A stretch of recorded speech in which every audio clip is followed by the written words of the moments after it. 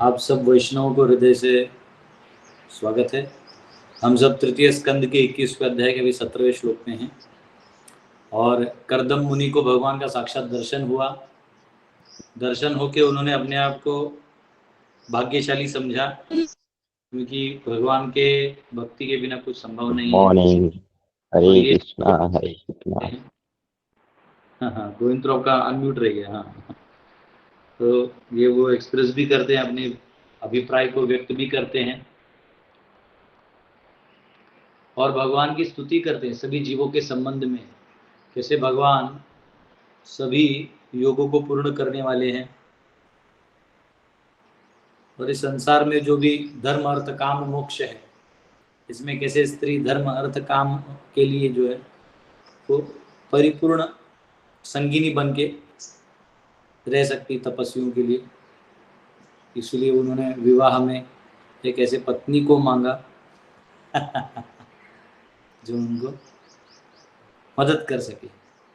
भगवान ये अब वो आगे और भी स्तुति करने वाले 3-4 श्लोकों में, स्पेशली भगवान का जो शाश्वत स्थान है, यानी भगवान 3 गुणों से परे हैं और ऐसा कोई कार्य नहीं जो भगवान के लिए संभव नहीं। इनफैक्ट कुछ संभव या असंभव हमारी बुद्धि से सीमित रहती है, भगवान असीमित रूप से कोई भी कार्य को संपन्न कर सकते हैं। तो आइए हम सब प्रार्थना करते हैं, श्रीमद् भागवत में प्रवेश करते हैं। आज एकादशी है, चाहे तो 2 मिनट कीर्तन भी कर सकते हैं, बाद में एंड में कोई समय नहीं रहता, 2 मिनट के लिए कीर्तन करेंगे। हरे कृष्णा हरे कृष्णा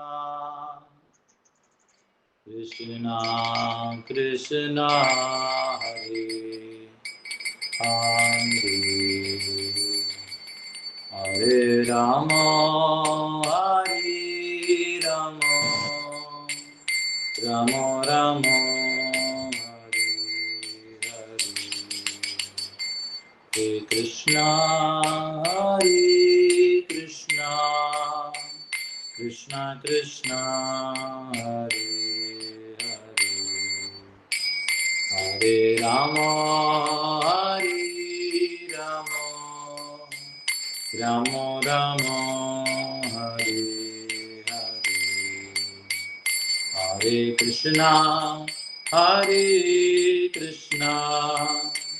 कृष्णा कृष्णा हरे हरे, हरे राम राम राम हरे हरे। हरे कृष्णा कृष्णा हरे हरे, हरे राम राम राम हरे हरे। हरे कृष्णा कृष्णा कृष्णा हरे हरे, हरे राम राम राम हरे हरे। हरे कृष्णा कृष्णा हरे हरे, हरे राम राम राम हरे हरे। हरे कृष्णा कृष्णा कृष्णा हरे हरे, हरे राम राम राम हरे हरे। जय राधा रमण राधे, जय गौरनिताय जय गौरनिताय, जय जय प्रभुपाद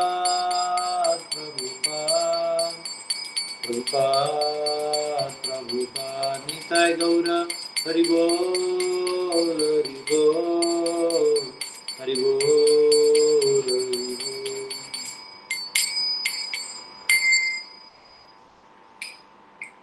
कृष्णा। तो आइए प्रार्थना करते हैं और भागवत में प्रवेश करते हैं। ओम नमो भगवते वासुदेवाय, ओम नमो भगवते वासुदेवाय, ओम नमो भगवते वासुदेवाय। नारायणं नमस्कृत्य नरं चैव नरोत्तमं देवीं सरस्वतीं व्यासं ततो जयमुदीरयेत्। नष्टप्रायेषु भद्रेषु नित्यं भागवत सेवया भगवती उत्तमश्लोके भक्तिर्भवति नैष्ठिकी। कृष्णाय वासुदेवाय देवकी नंदनाय च नंदगोपकुमाराय गोविंदाय नमो नमः। हरे कृष्णा कृष्णा कृष्णा हरे हरे, हरे राम राम राम हरे हरे। ओम अज्ञानतिमिरन्धस्य ज्ञानाञ्जनशलाकया चक्षुरुन्मिलितं येन तस्मै श्रीगुरुवे नमः। नमो विष्णुपदाय कृष्णपृष्ठाय भूतले श्रीमते भक्तिवेदांत स्वामिनिति नाम्ने नमस्ते सरस्वती देवी गौरवाणी प्रचारणे निर्विशेष शून्य पाश्चात्यस्तारणे। जय श्री कृष्ण चैतन्य प्रभु नित्यानंद श्री अद्वैत गदाधर शिवासदि गौर भक्तवृंद। हरे कृष्णा कृष्णा कृष्णा हरे हरे, हरे राम राम।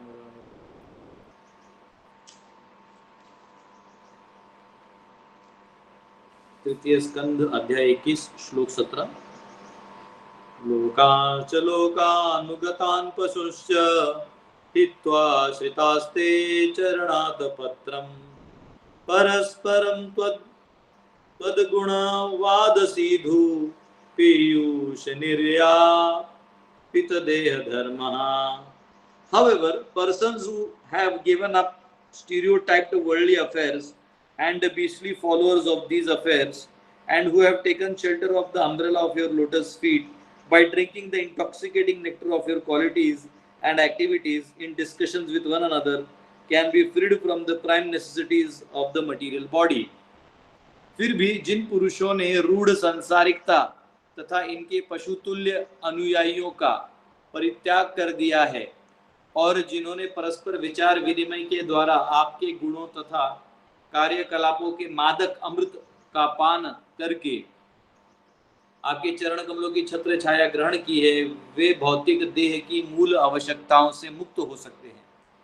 तो यहाँ कर्दम मुनि कह रहे हैं भगवान की स्तुति में, और सामने भगवान वो कह रहा है कि प्रभु आपके चरणों को कमलों का अगर कोई आश्रय ले ले, यानी आपको भक्ति मार्ग से कोई स्वीकार कर ले और पूरा भक्ति तल्लीनता में आपके अपने जीवन को आपके जीवन से इंटीग्रेट कर दे। जैसे आप देखेंगे ब्रजवासी हमेशा कृष्ण से कनेक्टेड रहते हैं। हाँ, भक्त होते हैं वो क्या करते हैं, हमेशा कृष्ण से कनेक्टेड रहते हैं, राम जी से कनेक्टेड रहते हैं। हमेशा सोचते हैं मैं भगवान को क्या भोग लगाऊं, मैं भगवान का क्या सेवा करूं, मैं भगवान की कौन सी स्तुति गाऊं। कोई भी स्तुति सुनता है तो उसको लगता है अरे वाह वाह मेरे प्रभु कितने महान हैं। या कहीं कोई कथा सुनता है तो उसको लगता है कि दिन भर हम कथा सुनते रहे।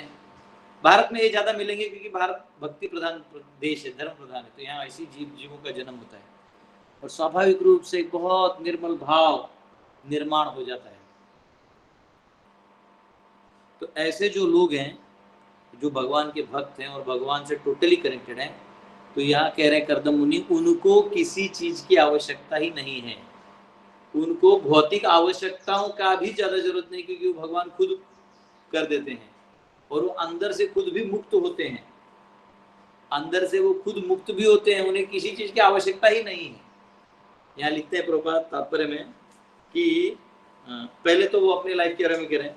कर्दम मुनि asserts that marriage and other social affairs are stereotyped regulations for persons who are addicted to material sense enjoyment।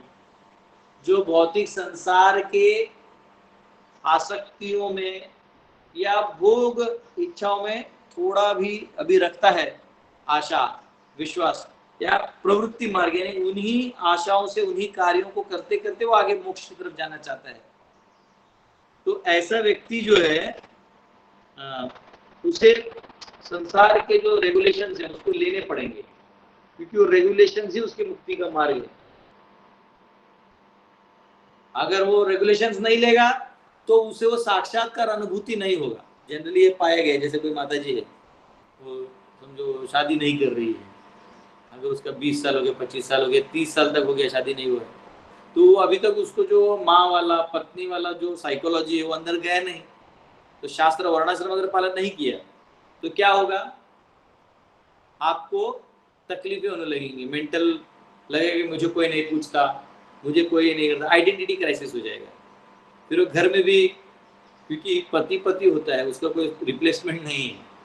पिता पिता होता है, पिता एक ही बार होगा, यही पिता तो यही पिता, और 100 पिता नहीं हो सकते। बाकी को सम्मान कर सकते पिता के तुल्य, पिता एक ही होंगे। माँ एक ही होगी, माँ बदलेगी नहीं। जैसे पत्नी नहीं बदल सकती, पति पति नहीं बदल सकते, तो रोल्स हैं।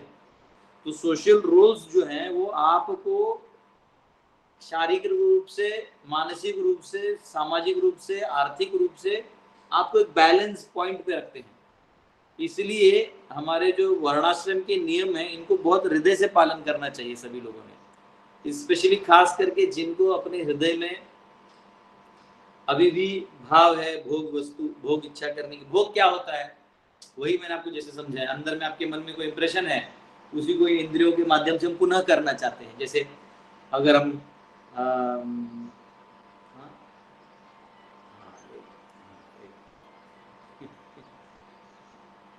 हम क्लास में आगे कहीं काल में कॉल करिए, कहीं काल आधा घंटा हमारे एक रिलेटिव का पाला है। तो में कहा था, तो अगर हम कोई, तो अगर हम वर्णाश्रम पालन नहीं करते हैं तो ये दिक्कत होगा। अगर कोई बैचलर रहता है बंदा, तो उसको ना वो मतलब जो किसी के लिए थोड़ा करने की इच्छा रहती है। देखो सन्यासी जो है वो समाज के अहेतुकी रूप से समाज के लिए, भगवान के लिए वो स्वाहा हो जाता है, तो उसको करने के लिए तो बहुत बड़ा फील्ड है। लेकिन पुरुष है, उसमें पुरुषार्थ है, परंतु वो भोग इच्छा भी है। तो अब उसको फिर वर्णाश्रम में रास्ता है, क्या रास्ता है, तो आप विवाह करिए, पत्नी है, बच्चे हैं, समाज है, उसके उनके माध्यम से अपना जितना आपका सेवा भाव है, जितना आपका वो उसको लगाइए, आप एंगेज हो जाइए। तो आप में वो पुरुषार्थ रहेगा, आपको थोड़ा रहेगा कि हाँ मैंने भी ये किया वो किया। क्योंकि जीव कंडीशन होता है, किसी का लेक्चर सुन लेने से इमीडिएटली प्यूरिफाई नहीं हो जाएगा, या एक मैंने अभी चैंटिंग चालू कर दिया कल ही में भक्त हो गया, ऐसा नहीं होता, समय लगता है, समय लगता है।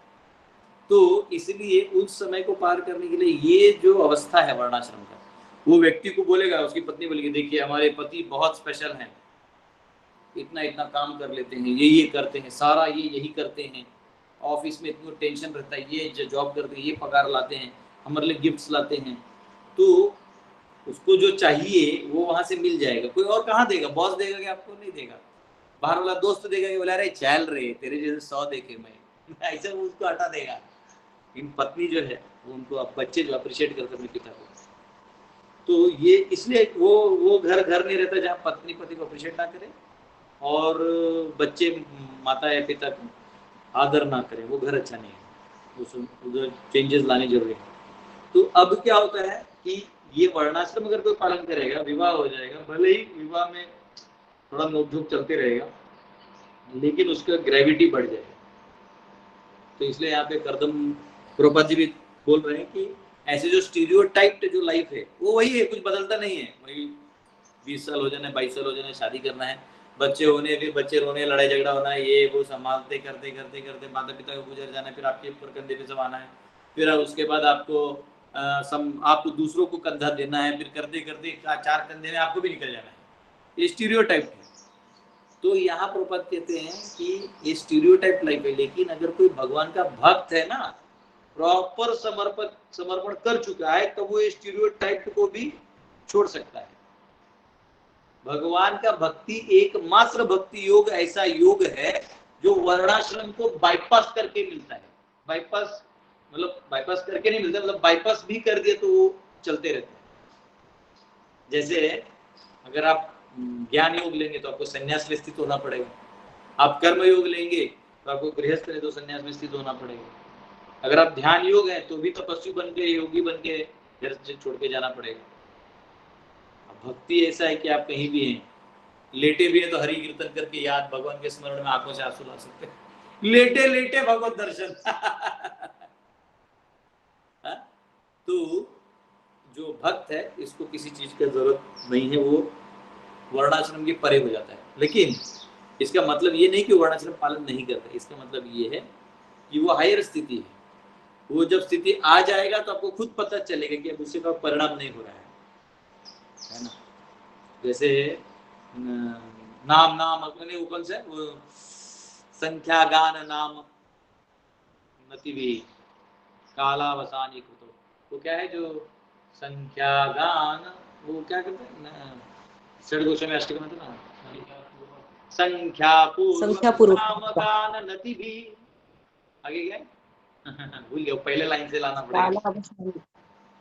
हाँ माता, कालावसानीकृतो कालावसानिकृतो, हाँ आगे, निद्राहार विहारश्च निद्राहार विहारकादि विजितौ, हाँ, वो गाया नहीं बहुत दिनों से इसलिए भूल गए मैं। हाँ ये कहाँ गया, देखिए यहाँ पे, संख्या पूर्वक नाम गान नति भी कालावसानी कृतौ निद्राहार विहार कादि विजितौ चात्यंत दीनौ चयौ राधा कृष्ण गुणे गुण स्मृतेर मधुरिमा नंदेन सम्मोहितौ वंदे रूप सनातनौ रघुयुगौ श्रीजीव गोपालकौ संख्या पूर्वक नाम गान नति भी, कि संख्या पूर्वक भगवान का नाम का गान।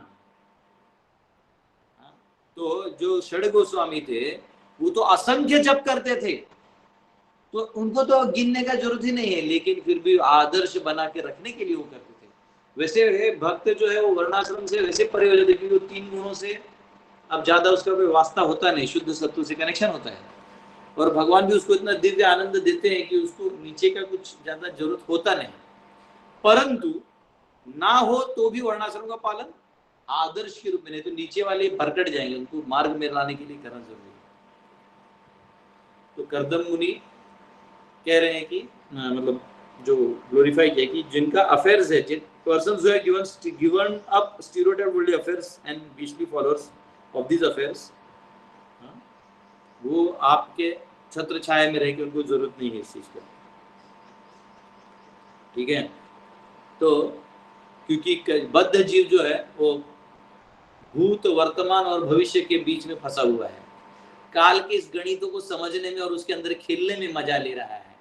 अगर आप ध्यान से देखेंगे तो आप जब भेल खाते हैं ना, भेल, तो भेलपुरी जो मतलब झाल मुड़ी बंगाली लोग बोलते हैं, बिहारी लोग क्या बोलते हैं उसको, हाँ मुड़ी मिक्सचर या भड़ंग बोलते हैं, सांगली में भड़ंग, ऐसे अलग अलग नाम है।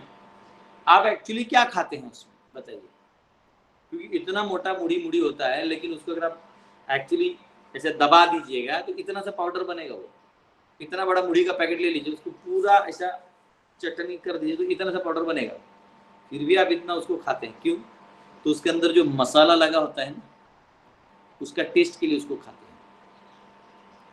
हैं। वैसे ही काल का जो गणना है उसमें भूत है, वर्तमान है और भविष्य है। तो जीव क्या करता है, इन तीनों के बीच में अपना जीवन जीता है, जीते रहेगा, भूत का सोचते रहेगा, मेरे साथ ऐसा हुआ ऐसा हुआ ऐसा हुआ, मैं उधर का सोचते रहेगा। भूत में है अभी वो जीवित, लेकिन भूत का कुछ रिकॉर्ड लेके उसमें दुनिया में बार बार वही करेगा। और भविष्य जो है वो उसमें सपने देखते रहता है कि जीव जो स्पेशली पुरुष आदमी, ये महिलाओं का ज्यादा रहता है बैकवर्ड वाला, आप पुरुषों का इधर ज्यादा रहता है, जहाँ इसका तो नहीं पुरुष आने जाते हैं महिलाएं आने जाते हैं, लेकिन तो ये एक्सट्रीम में चले जाता है। ये थोड़ा सोचता है कि आगे मैं क्या करूंगा, वर्तमान से लेकर थोड़ा भविष्य तक जाता है। महात्मा जी लोग वर्तमान में भविष्य का चिंतन जो पीछे हुआ तो उधर थोप देके उसको चिंता करते रहते हैं। ऐसे हर जीव जो है अपने भविष्य की चिंता कर रहा है, अपने भूत का पश्चाताप या आनंद ले रहा है, या और वर्तमान में कार्यरत है। तो सब जीव जब ये कर ही रहे हैं तो वो मर्यादाओं में उसको रहना पड़ता है। लेकिन जो ही कोई भक्त बन जाए वो भगवान की तरह त्रिगुणातीत तो हो जाता है, काल के भी परे हो जाता है, काल का परिणाम उसके ऊपर होता ही नहीं। क्यों? तो अभी भजन कर रहे हैं वो, ऐसे नहीं कि शरीर भले जवान से बूढ़ा से जो भी हो जाए, उसका मन भगवान में लगा रहता है, तो वो उसको मालूम है कि ये शरीर छूटा कि मैं वैकुंठ में जाऊंगा, क्योंकि अभी भी भगवान प्रभुपाद जैसे संतों की कृपा से अभी भी जमीन पे हजारों वैकुंठ हैं। और हमारे अनेक आचार्य, रामानुचार्य, मध्वाचार्य, निम्बार्काचार्य, शंकराचार्य, इन लोगों की वजह से आज भी इतने सारे मंदिर, इतने सारे स्थान हैं जहां आप जाके भगवान का नितांत स्मरण कर सकते हो। वो स्थान आज भी है, वो है प्रभुपाद के इस्कॉन टेम्पल्स हैं, हाँ, नामट्टा सेंटर्स हैं, बाकी भक्त जहाँ जहाँ प्रचार कर रहे हैं उनका भी स्थान है जहाँ भगवान का नाम स्मरण होता है, भगवान की कथा सुनते हैं लोग। तो प्रभुपाद ये क्रिएट करके गए हम सब के लिए ताकि हम लोग भक्ति कर सकें, ताकि हम सब इस जीवन में उस वैकुंठ जीवन को जी सकें। और उसके बाद हमें क्या डर, क्या है मौत का, आने दो जिस दिन आएगा। क्या है, एक बार अनंत आचार्य हैं श्री संप्रदाय के, जिनको श्रीपाद रामानुचार्य ने खेती करने के लिए कहा था फूलों का। रामानुचार्य ने पूछा था, वो गृहस्थ थे अनंत आचार्य, वैसे सभी सन्यासी बैठे थे, उसमें अनंत आचार्य भी अपना बैठे थे। तो रामानुचार्य ने कहा कि वहां तिरुपति बालाजी में पहाड़ में पूरा जंगल हो गया है, भगवान को फूल भी नहीं मिल रहा है, तो मैं चाहता हूँ वहाँ फूलों का बगीचा बने जिसके फूलों से भगवान का सेवा हो, तो आप में से कौन करेगा। तो उन्होंने सन्यासियों को पूछा, तो कोई भी सन्यासी सोचा कि अब उधर ऊपर पहाड़ पे कौन जाएगा, क्योंकि सन्यास लेना आसान है, गुरु के पास रहना और वहाँ का जो भी खाना पीना मिले उसको खा के समाधानी रहना आसान है, लेकिन गुरु के मन की इच्छा को जान के उसमें पूरा तत्परता से उतर जाना, वो प्रथम श्रेणी का शिष्य कहलाता है, first class disciple. Second class है कि हाँ जो बोल दिया वो कर दे। थर्ड क्लास है कि वो उसमें भी फांकी मारते रहेगा, उसमें छुट्टी मारते रहेगा, कुछ ना कुछ बहाना बताते रहेगा, उससे कुछ ना उसको और समय लगेगा भक्ति में एडवांस होने में। तो अनंत आचार्य को जब कहा या तो एक्चुअली उन्होंने बोला कि जो भी जाएगा तो मैं उसे पर्सनली वैकुंठ ले जाऊंगा। हाथ ऊपर के अनंत आचार्य उधर ही बोले, वो सब सन्यासी को छोड़ो, मैं जा रहा हूँ, अगर मेरे गुरु का ये मिलेगा मुझे कृपा। वो गए और सीधा पहाड़ पे चले गए। तो वहां ऐसा था कि पहले पाँव नहीं डालते थे सीढ़ियों पे, घुटनों पे चलते थे, घुटनों से चढ़ के गए। तो भगवान का शरीर है ना, वो अनंत शेष का शरीर है, तो उसके ऊपर तो उधर गए। फिर वहां उन्होंने खेती चालू किया, करते करते से बहुत बड़ा लीला है उनका। लेकिन एक दिन क्या हुआ, अनंत आचार्य के सामने उनको सांप ने काट लिया, वहाँ सांप था, उसने नाग टाइप था, उसने काट लिया। फिर भी अपना सेवा कर रहे हैं, पौधों को गोबर देना, पानी लगाना, जो भी। तो भगवान स्वयं प्रकट हुए, बोले अनंत आचार्य तुम्हें क्या कर रहे हो। बोले क्या हुआ प्रभु। बोले अरे तुमको सांप ने काटा है। तो बोले हाँ यही तो मेरे चिंता का विषय है प्रभु, कि मैं इतना जहरीला हूं, मैं इतना द्वेषी व्यक्ति हूं, मुझे अब डर है कि कहीं ये सांप मर ना जाए, मुझे काट लिए है। अब भक्त क्या सोचता है, हाँ मैं मर जाऊंगा, देहात्म बुद्धि में आ जाता है। और अनंत आचार्य बोल रहे हैं कि प्रभु मुझे यही चिंता है कि मैं इतना जहरीला हूं, द्वेषी व्यक्ति हूं, मैं संसार का सारा द्वेष मेरे हृदय में है, कि कहीं इसको वो जहर ना लग जाए। तो भगवान बोलते हैं ले अरे तुम कुछ हो गया तो क्या करोगे। तो बोलते देखो प्रभु, भगवान भी जानबूझ के अपने भक्तों की महिमा दिखाने के लिए आते हैं। बोले प्रभु देखिए, अगर मैं इस सांप के डंक से मर गया तो मुझे मेरा क्या लॉस है, मैं शरीर छूटेगा, मैं आपके वैकुंठ में आ जाऊंगा। और अगर मैं जीवित रह गया तो भी ये वैकुंठ ही है, यहाँ मैं आपका सेवा पहले से कर रहा हूँ। भगवान बहुत आनंद से हंसे, बहुत खुश हुए। देखिए एक अभी कोई एक्सपेरिमेंट किया था, वो आया है, फेमस एक्सपेरिमेंट है। तो एक बार बहुत पहले का एक्सपेरिमेंट है, आया भी रिसेंटली, उसका रिकॉर्ड बना है। उसमें ऐसा किया था कि साइंटिस्ट और जो भी डॉक्टर्स हैं वो लोग सोचे थे कि आदमी के माइंड से क्या इफेक्ट होता है। तो उन्होंने क्या किया, एक बंदा था, उसको डेथ सेंटेंस होने वाला था, डेथ सेंटेंस यानी उसको, उसने मर्डर किया था, क्लियर हो गया उसको डेथ सेंटेंस है।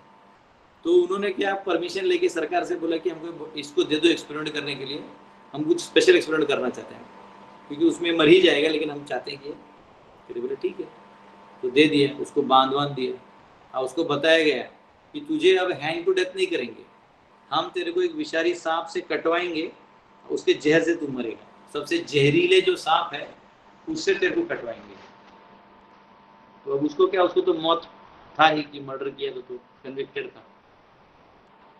तो उसको ना आंख में पट्टी बांध दिया, सब कर दिया, और हाथ पांव बांध दिया ऐसा, और हाथ में ना जैसे सांप काटेगा ना तो कैसे काटेगा, ऐसा टिचिक, उसी प्रकार से एक छोटा इंजेक्शन डाल के बस सुई को ऐसे टच कर दिया, और कुछ भी नहीं किया था, बस सुई जो नॉर्मल नीडल होता है उसको टच कर दिया। उसके माइंड में था कि सांप ने अब मुझे काट लिया, जहर अंदर चला गया, मैं मर गया। एक्चुअली वो नीला नीला पड़ गया, वो नीला पड़ गया, उसने कुछ किया ही नहीं, जहर लगा ही नहीं था, सांप काटा ही नहीं था। उन्होंने देखा कि देखो ये होता है प्लेसिबो इफेक्ट। यानी एक बार आपने माइंड में ठान लिया तो आपको वही इमोशंस, वही रिएक्शन आने लगते हैं। तो ये यहाँ पे कहा गया है, ठीक है। तो मैंने कह रहा था कि तीनों जो परिणाम है, भूत भविष्य और वर्तमान का, ये भक्तों को नहीं होता, क्योंकि वो उन अनुभवों को जो काल के दायरे में है, उस काल के दायरे में, तो भक्तों को कोई टेंशन नहीं है कि वो अभी भी जीवित है तो भगवान का सेवा कर रहे हैं, मर जाएंगे तो भी भगवान का सेवा चलते रहेगा। हमको नरक वरक नहीं जाना पड़ता है भक्तों को। भगवान बोलते निकलो इधर से, तुम तो कहाँ इन सबके चक्कर में गिरे, कचरा पट्टी है। हाँ, यहाँ आगे ये इस वाले में लिखा है कि अगले वाले में लिखा है पता नहीं, कि भगवान इस सृष्टि को नहीं बनाते, भगवान प्रकृति के थ्रू बनवाते हैं, उनको इंटरेस्ट नहीं रहता। लेकिन जो जीव इंडिपेंडेंट एंजॉय करना ही चाहते तो कुछ बना के देना पड़ेगा, तो एक माया स्वरूपी हेलुसिनेशन बना के दे देते हैं। और इसलिए लिखा है कि अगर किसी को भौतिक आनंद लेना है या भौतिक सुख भी थोड़ा भोगना है, कुछ लोग बोलते हैं प्रभु जी हमको भक्त बनना है, शुद्ध भक्त बनना है, प्रभु जी हम वैकुंठ कब जाएंगे प्रभु जी, लेकिन थोड़ा सा ऐसा भी करना है। तो ये थोड़ा सा जो है ना, उसके लिए वर्णाश्रम है। तो उसके लिए यहाँ कहा गया कि one has to act in the terms of Vedic injunctions in order to enjoy material life। अगर भौतिक संसार को थोड़ा भोग करना है तो आपको वैदिक इंजंक्शंस के हिसाब से काम करना पड़ेगा। हाँ, जैसे धूप में आप खड़े हो तो छत्र छाया में आना पड़ेगा, वैसे जो भक्त होता है वो ये सब द्वंद्वों से भी दूर होता है, वो भगवान की कृपा के छत्र छाया के बीच में खड़ा हो जाता है। इसलिए इस दुनिया को कहा गया है संसार। प्रभुपाद समझाते हैं सम्यक रूपेण सार, सभी अनुभूतियों का सार जो है वो संसार है। काट लिया लगता है संसार। तो संसार का मतलब है कि सभी अनुभूतियों को लेने वाला, यह भव दावाग्नि कहा गया इसको। विश्वनाथ चक्रवर्ती ठाकुर ने इसको महादावाग्नि कहा गया है। संसार दावा नललीड लोका त्राणाय कारुण्य गणागणत्वं प्राप्तस्य कल्याण गुणार्णवस्य वन्दे गुरो श्री चरणारविंदम। संसार दावा नल लीड लोका, ये संसार जो है दावा नल है, पूरा आग लगा है सब जगह से। हमको याद है एक बार जब बहुत पहले हम पीछे पीछे आग लग गया था, हम सब बच्चे और हम लोग पानी ले लेके जहाँ जहाँ जाके बुझा रहे हैं, क्योंकि हमको मालूम था बह के हमारे इधर तक आया, और हमारा सब, अब तो फिर भी कुछ सीमेंट का है तभी सब उसका था पुआल का आग लग जाता तो गए थे हम लोग। ऐसे एक बार तो लगा ही दिया था किसी ने, पर ये होता है ऐसे कभी। तो यहाँ संसार का जो आग है ये आपको पीड़ा देगा, ये आपको कष्ट देगा। तो संसार दावा नल लीड लोका, एक बार लगा था तो भगवान ने पी लिया था। तो हमारे यहाँ पे भी राधा रमन जी ने अपने पे लेके हम सबका जान बचाया था। तो राधा रमन जी हमारे हृदय में। राधा रमन जय राधा रमन, राधा रमन जय राधा रमन। तो यहाँ पे विश्वनाथ चक्रवर्ती ठाकुर कहते हैं संसार के अग्नि से अगर बचना है तो आपको गुरु का आश्रय लेना होगा, जो आपको सिखाएंगे कि कैसे भक्ति में आपको आगे एडवांस होना है। और अगर इस संसार, repetition of birth and death, इसको संसार को कहते हैं repetition of birth and death, वापिस जो है जन्म होगा, वापिस मरण होगा, जन्म मरण से निकलना है तो आपको आश्रय लेना पड़ेगा।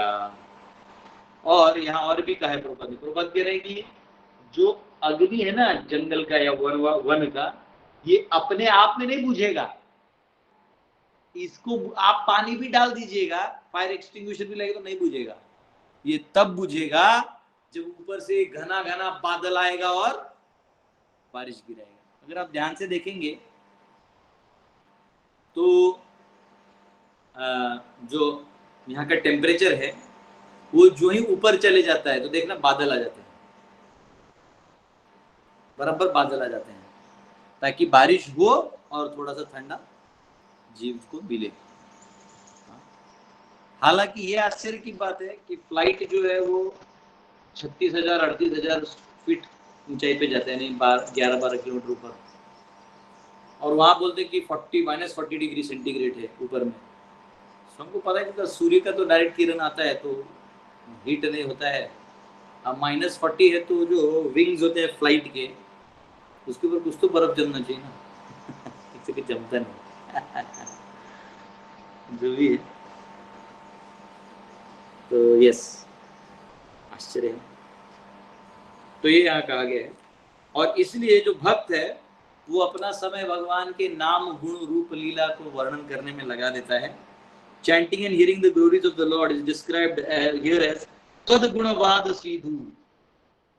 त्वद यानी आपका, गुण, वाद यानी आपके जो गुण हैं, आपके जो वाक्य हैं, सीधु जो उनको स्मरण करते हैं या उनको अपने उनके बारे में चिंतन करते रहते हैं, वो महान इंटॉक्सिकेटिंग है। भगवान का जो विचार है, उनके बारे में जो चर्चा है, वो सीधु है, इंटॉक्सिकेटिंग है, यानी करना चालू कर दिया तो सुनते रहना करता, अच्छा अच्छा अच्छा अच्छा।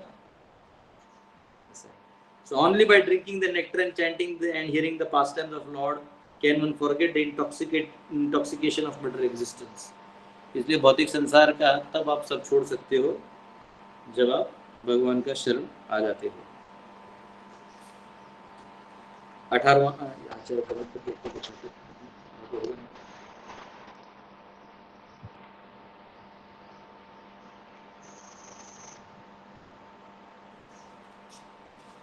जो काल का चक्र है त्रिणाभि, वो ब्रह्मांड को समय समय पे तोड़ते रहता है, लेकिन भक्त जो है उसके जीवन को कुछ नहीं कर सकता, क्योंकि उसका जीवन शाश्वत समय में चला गया है। ओ सॉरी, ये तो 18वां का पर्पस पढ़ लिया। 18वें काल चक्र, हाँ यहाँ कर्म मीमांसा है, तो यहाँ थोड़ा सा आचार्य की कमेंट्री पढ़ लेता हूँ। मैं कल बता रहा था, इसलिए मैं श्लोक छोड़ दिया था। कर्म मीमांसा दर्शन है। The fathers, their sons and brothers who follow their instructions gain fame and happiness from following material dharma. Why do you criticize their material desires?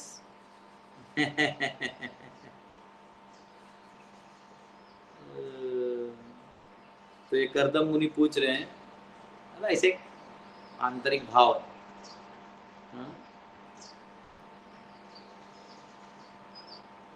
जो धर्म के मार्ग पे जाते हैं तो फादर सन ब्रदर जो फॉलो द इंस्ट्रक्शंस, जो पालन करते हैं, उनको नाम प्रसिद्धि सब मिल जाता है।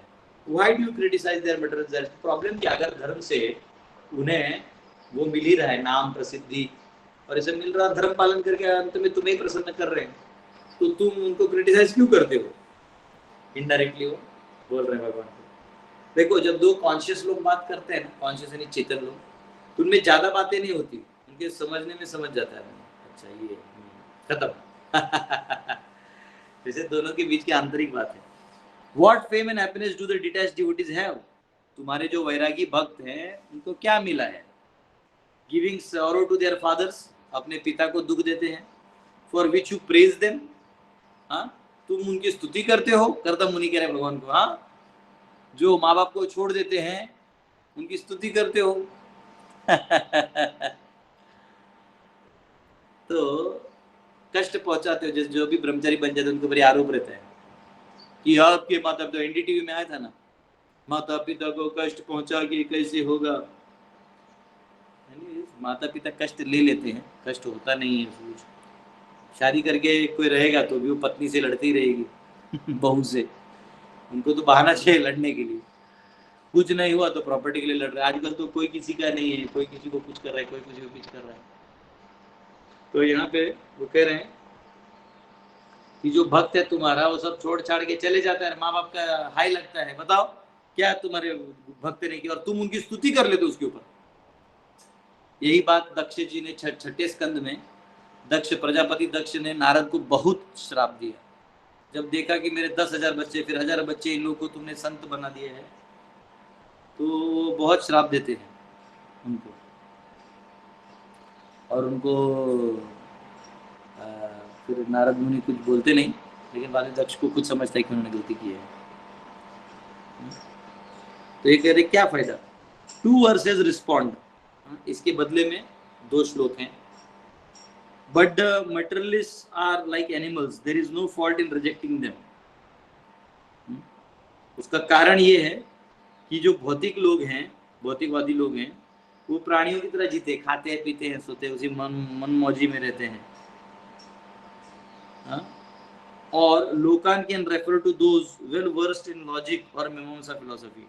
लोकान यानी जो उन लोगों को भी तो कहते हैं जो तर्क यानी न्याय शास्त्र और कर्म मीमांसा में का सिद्धांत में जीते। कर्म मीमांसा का मतलब है अपना काम करते रहो, भगवान का जरूरत, आपको उनके पीछे भागने की जरूरत है, क्या तीर्थ यात्रा जाने की जरूरत है, जहां हो वहीं रहो, इसको बोलते हैं कर्म मीमांसा। हमारा मामा लोग है, हमारा तीनों मामा है ना मामा लोग ऐसे ही है, मामी लोग तो नहीं, उनको बोला यात्रा चलो, यही तीर्थ है फिर इस बार मैं लड़ाई करके, तो मामा बोला ठीक है, बच्चों को ले जाना तो ले जाना मायापुर, हम यहीं रहेंगे। हम बोले ठीक है। हमारे नाना जी का फिलॉसफी था यही तीर्थ है, वहाँ मिथिला में ज्यादा है कर्म मीमांसा सिद्धांत। मंडन मिश्र थे ना वहाँ के, इसलिए कुमारी भट्ट, मंडन मिश्र। हाँ, तो जो ऐसे सिद्धांतों से चलते हैं, and their followers are those who are not well versed in scripture who follow their instructions with faith. तो ऐसे लोग जो है पूरे शास्त्रों का अच्छे से अध्ययन नहीं करते, लेकिन अपने सिद्धांत को लेकर अपना जीवन जी लेते हैं। Both are like animals because they lack bhakti, क्योंकि उनमें भक्ति का सिम्टम नहीं है और उनको अपने कर्तव्य और दायित्वों को पूरा करने का अभिमान होता है। हमने, हमारे ईश्वर ने दिए हुए, ईश्वर को मानते हैं वो, ईश्वर ने दिए हुए पुरुषार्थ का इस्तेमाल करते हुए धर्म, अर्थ, काम, मोक्ष सबका अनुभूति किया अभी गया था उधर, मेरा एक छोटा भाई जो सोया हुआ था, मामा उसको पाँव दबा रहे थे और उसको अच्छा लग रहा था, तो मामा का देखो ये गृहस्थों के घर में ही ये सुख है। हम बोले मामा तुम ही रखो तो ये यहाँ पे कहा गया है एंडर फॉलो, ठीक है, क्योंकि ये कर्म मीमांसा वाले और न्याय दर्शन वाले भी जो है, न्याय दर्शन यानी लॉजिक लगाते रहते हैं, आप इनसे बात करो ये लॉजिक चालू जाते हैं, तो इनके जीवन में ना भक्ति का अकाल पड़ा हुआ है, बाकी खोपड़ा चलते रहता है, बुद्धि है ना वो चलते रहेगा, और कर्म मीमांसा वाला अपना पुरुषार्थ से कर रहा है, तो उसको अपना वो रहता है कि हम हैं। तो लेकिन इनमें भक्ति नहीं होने के कारण ये तिरस्कृत है। Others take shelter of the umbrella of your lotus feet, लेकिन बाकी जो है प्रभु वो आपका सीधा शरण लेते हैं। Those who are animals and do not take shelter must burn up in the heat of material existence. जो ऐसा करते हैं वो नहीं लेंगे आपका आश्रय तो जल जाएंगे। And those who take shelter have unlimited happiness. और जो आपका आश्रय ले रहे थे उनका हृदय पूरा प्रेम से भर जाता है। By drinking topics concerning your qualities which are nectar, since they are sweet and destroy death, and which are wine, Sidhu, because they make them forget material existence. तो क्योंकि ये जो सीधू है यानी इंटॉक्सिकेटिंग है आपका जो ये कथा है, आपके बारे में सुनना, आपकी भक्ति, तो ये इतना इंटॉक्सिकेटिंग है कि संसार ही भुला देता है। बाकी जो नशा है वो संसार में आपको भुला देता है और संसार में रखता है, ये संसार को ही भुला देता है, ऐसा भक्ति है ये। They destroy the qualities of material body consisting of infancy, boyhood and other ages, as well as hunger, thirst and other cravings. संसार के सभी जो इच्छाएं हैं उसके विपरीत कर देता है। तो ये यहाँ पे कहा गया है। अगला श्लोक थोड़ा सा टाइम और काल और जीव का है, तो मैं चाहता हूँ उसको थोड़ा सा रखे, ठीक है, नहीं तो आधा हो जाएगा तो दिक्कत हो जाएगा, उसको पढ़ने में उसको 20-25 मिनट लगेगा।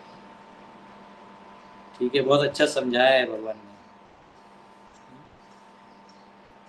ने। यस, कोई क्वेश्चन है आप पूछ सकते हैं।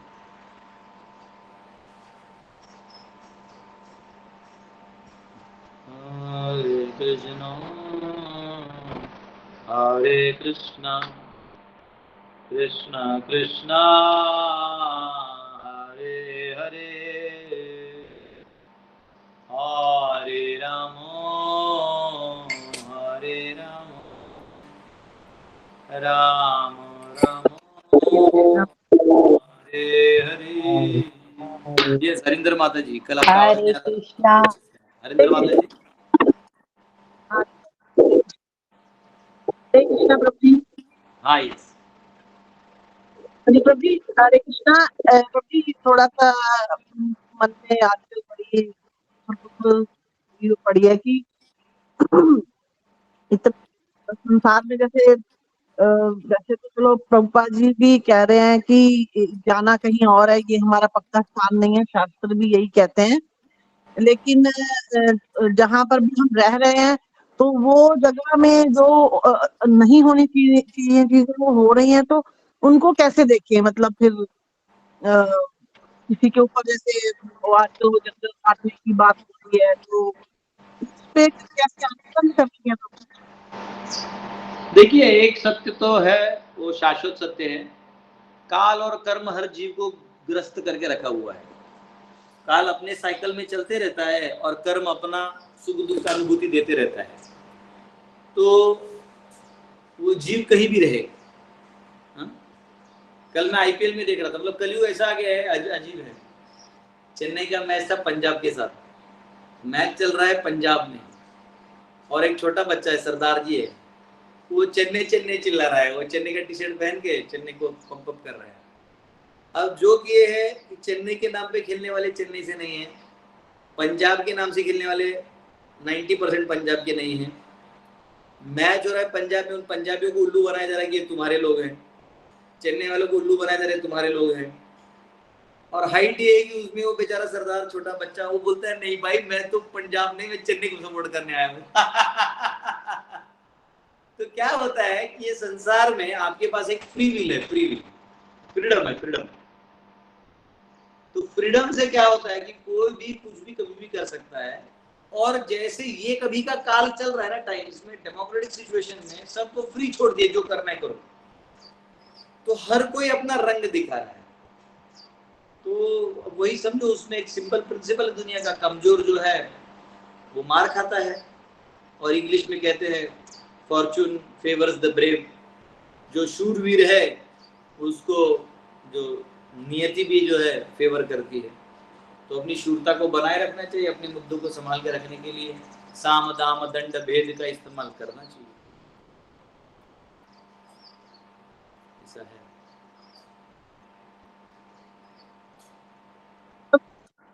यही मन में प्रश्न उठता रहता है कि अगर जैसे तैसा ही रखना होता भगवान को, तो भगवान यहाँ पर क्यों आके इतनी लीलाएं करके हमको समझा के जाते ऐसे जीवन यापन करना?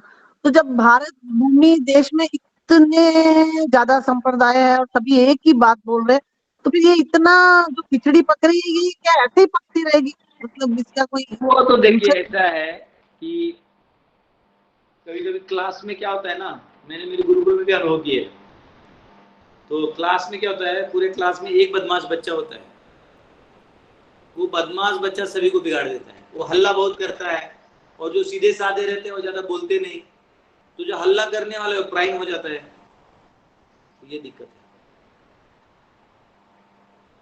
वैसे अभी समाज में चल रहा है, जो नेता हैं जिनका कोई लेना देना नहीं है, वो अपना कोई ना कोई मुद्दा बना बना के हल्ला उल्ला करते रहते हैं, चलते हैं।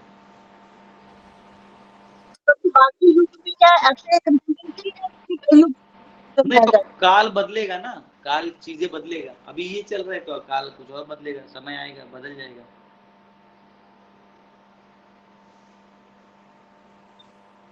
ठीक है बहुत माता, बढ़िया। ठीक है। आपको कट रहा है आवाज, पर मैं जो समझाऊँ यही समझा। यस, आपको कट रहा है माता पूरा। यस, दिनेश जी। हरे कृष्णा प्रभु। दंडवत यस। प्रणाम प्रभु। प्रभु इसी तरह का खबर एक और भी बहुत ज्यादा मतलब इंटरनेट पर आजकल वायरल हो रहा है, वो जो हैदराबाद की कहान पेड़ वगैरह जो नष्ट किया जा रहा है। क्या नष्ट तो किया जा रहा है? ऐसे अतिक्रम वो पेड़ पेड़ प्रभु, जंगल जंगल को जो नष्ट किया करके पशु बहुत ज्यादा रोड पे आ चुके हैं। ऐसा क्यों हो रहा है? ऐसा इस पे क्या किया जाए हम लोग की तरफ से, कुछ उपाय? देखो, वो तो फिर भी ओरिजिनल पशु हैं। ये मनुष्य रूपी जो पशु है, हरे कृष्ण, क्या चाहिए? वो चाबी ना, मैं इधर आ जाओ, चाबी किधर थी? हाँ, ये रहा। वो फिर वापस रख देना उसी में, उस लास्ट वाला आलू वाला दूंगा ना। ये चाबी ले जाओ। ये कौन सा चाबी है? चाबी है ये, इनमें से कोई एक चाबी है उसका, मेरे को भी याद नहीं। हाँ, मेरे को चाबी दे देना और वापस सात वाला ला के रख देना। अगर रूम लॉक भी रहेगा तो मेरे रूम में रख देना। तो कैसा है देखो प्रभु, ये जो ओरिजिनल एनिमल्स हैं इनको छोड़ दो। जो आर्टिफिशियल एनिमल्स है ना, ह्यूमंस, वो तो रोड पे क्या हल्ला कर रहे हैं, वो तो खुद, मतलब जो वो बेचारा बाघ है उसका तो तुमने कुछ, जो बकरी जो गाय उसने खाना था वो सब तुम खा रहे हो। हाँ, सारे प्राणी तुम खाने में लगे हो। हाँ, वैसे भी वो जंगल में क्या ही कर रहा था, एकादशी ही कर रहा था वो। वो बेचारा प्राणी का मुक्ति हो जाएगा, उसका एकादशी हो गया, नॉनवेज से वेज हो गया बेचारा। और जो मनुष्य है जो एकादशी कर सकता है, पवित्र जीवन जी सकता है, वो गंदे कामों में लगा है, शराब बेच रहा है।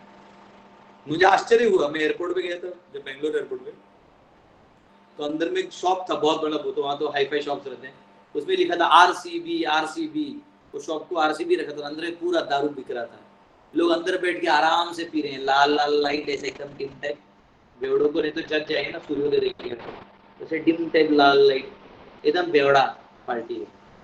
आरसीबी इसलिए कभी नहीं जीतता है क्योंकि वो मल्ल्या बेवड़ा दारू पे बेच बेच के उसको पार्टी को बनाया था, अब वो टीम को भी उसी को, इसलिए मराठी बोलते नारकंडी, नारकंडी लग गया उसको।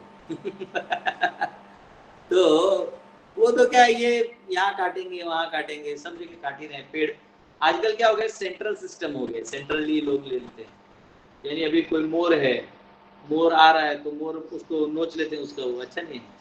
लोग कैपिटलिस्टिक हो गए ना, पैसा पैसा पैसा। पहले ऐसा नहीं था, लोग मोर को रखते थे, उसको देखते थे, उसको देखने में खुश रहते थे। जब खुद से मर जाए तब उसका मोर पीस उठा देते थे, नहीं तो पाप, वो पाप लगेगा इसलिए हाथ नहीं लगाते थे।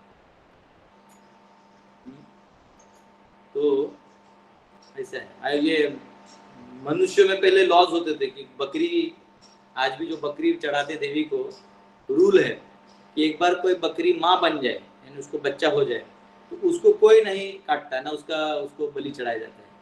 तो माँ है ना, माँ का बलि माँ को नहीं चढ़ेगा। तो ऐसा है।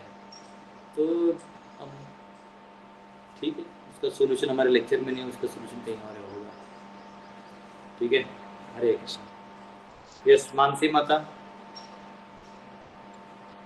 श्री कृष्ण प्रभु जी, दंडवत प्रणाम। यस। प्रभु, जैसे आपने बताया कि आपके जैसे मामा जी हैं, वो बोलते हैं कि इतना भी भगवान का भक्ति नहीं करना चाहिए एंड ऑल दैट। मेरे पापा भी ऐसे ही बोल रहे हैं, और आज से नहीं, मेरे 26 साल की जिंदगी में मैंने उनके मुंह से केवल यही सुना, और अभी आज सुबह भी आखिरी बार यही बात हुई थी। ऐसे में ना मेरे को बहुत डीमोटिवेशन लगता है जब भक्ति वगैरह करने की बात आती है, कि भाई ये मेरे पापा एकदम ऐसी सोच रख रहे हैं, और हम यहाँ पे जो है शास्त्र वगैरह पढ़ के उनको करेक्ट भी नहीं कर पा रहे हैं। तो ऐसा कौन सा तरीका अपनाया जाए कि उनको वंस एंड फॉर ऑल ये चीज सिखाई जाए कि ये जो आपकी सोच है ये गलत है, और सही चीज की तरफ उन्हें कैसे लाया जाए? देखो, ये मैं अभी जैसे बता रहा हूँ, आप किस अंदर में सबल नहीं है, हाँ? वो लास्ट आलू वाला ना, नहीं नहीं, उनमें से एक चाबी तो कल ही लिया मैंने। अरे इसी में डाला था, मैं बता रहा हूँ कल ही। रुको, नहीं तो मैं 1 मिनट, आप यहीं खड़े रहो। गुरु उसके पास चाबी था, पता नहीं वो 4 चाबी उसी के दे दिया था।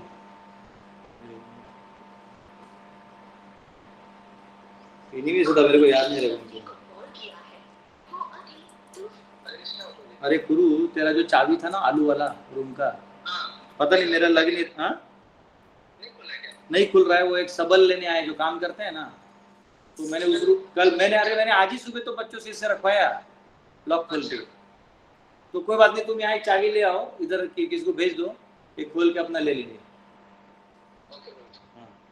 हाँ, लेके हाँ हाँ, आज ही सुबह दिया था मैंने बच्चों को। तो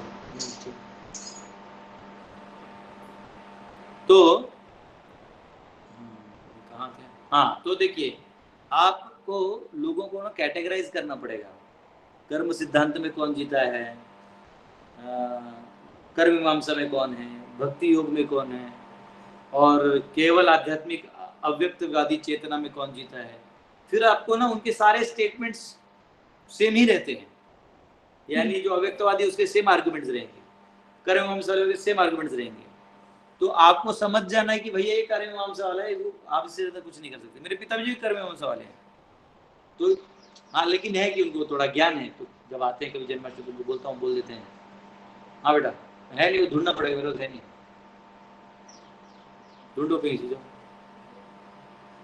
तो कर्म मीमांसा वाले जो लोग हैं, ये उनका वही सिद्धांत रहता है कि अरे खाओ पियो आनंद लो, भगवान देखेंगे तुम क्यों लोड ले रहे हो। लेकिन वो तो हो गया, लेकिन माता पिता तुम्हें सब खिला तो देंगे, तो तुम बैठ के रूप में कमरे में खाते रहोगे, वो भी ठीक है। तुम बदमाशी नहीं करोगे तो भगवान माता पिता डांटेंगे नहीं, वो भी ठीक है।